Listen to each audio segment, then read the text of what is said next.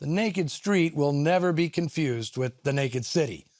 Unlike Mark Hellinger's 1948 classic, shot entirely on location in Manhattan, this New York drama was shot primarily on sets at Samuel Goldwyn Studios in Hollywood. New York-born actor Mickey Knox, who specialized in playing tough-talking wise guys, had his first job as a dialogue coach on The Naked Street.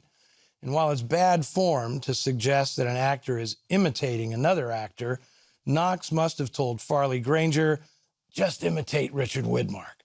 Specifically, Tommy Udo in Kiss of Death. The voice is identical, minus the crazy edge that was Widmark's trademark. While they all enjoyed working together, none of the principal actors had anything good to say about this picture.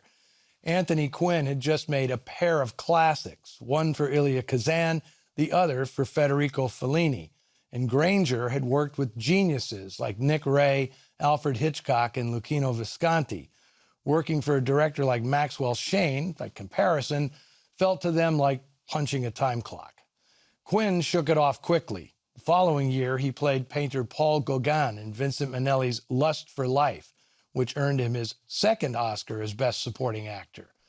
But for Granger and Anne Bancroft, Hollywood was quickly losing its appeal.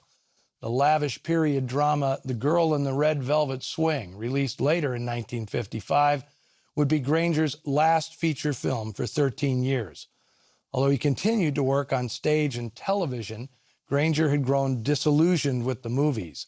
The same thing was true of Anne Bancroft, who'd only been making movies since 1952. A couple of years after making The Naked Street, unhappy with what she called girlfriend roles, Bancroft went back to her native New York to concentrate on theater. In 1959, Broadway director Arthur Penn cast her as Annie Sullivan, the miracle worker, the 12-year-old Patty Duke's Helen Keller.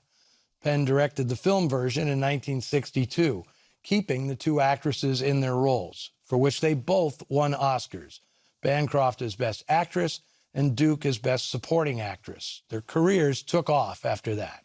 The same year he made The Naked Street, Peter Graves appeared in one of the most unique American films ever made, Charles Laughton's Night of the Hunter, which might have remained the signature film on his resume had he not accepted, with misgivings, a leading role in the 1980 comedy Airplane, where he made fun of his typically stoic screen persona.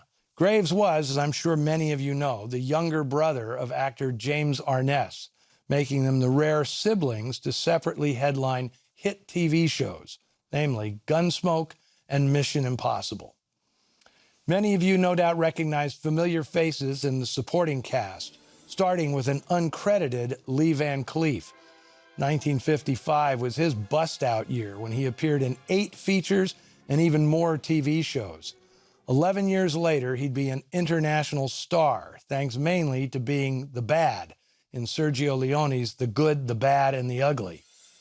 Nick's traitorous pal Shimmy was played by Joe Turkel, who died earlier this year after a long career that included memorable roles in Blade Runner and The Shining. Turkel had been in an earlier Maxwell Shane movie, The Glass Wall, where his mother was played by Austrian Elsa Bach, who played Mrs. Regalschick in today's movie, under her screen name, Elsa Neft. Another actor from The Glass Wall was Jerry Paris, whose face would become well known as Rob Petrie's neighbor on The Dick Van Dyke Show. Behind the camera, Paris became an in-demand director of sitcoms, including 237 episodes of Happy Days. The star of that show turned out to be a pretty good director himself. This was writer Maxwell Shane's 4th film as a director, and he only had one more feature in him. Nightmare, made in 1956, was a remake of an earlier Shane picture, 1947's Fear in the Night. After that, he worked briefly in TV before retiring in 1963. Our social media pages eagerly await your reaction to The Naked Street. Next week, I'll have something of a rarity for you, a 1948 detective yarn that until recently had all but vanished.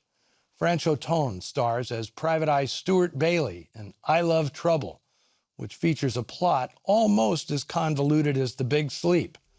I cannot wait to share it with you, which I will do in 7 days. See you then.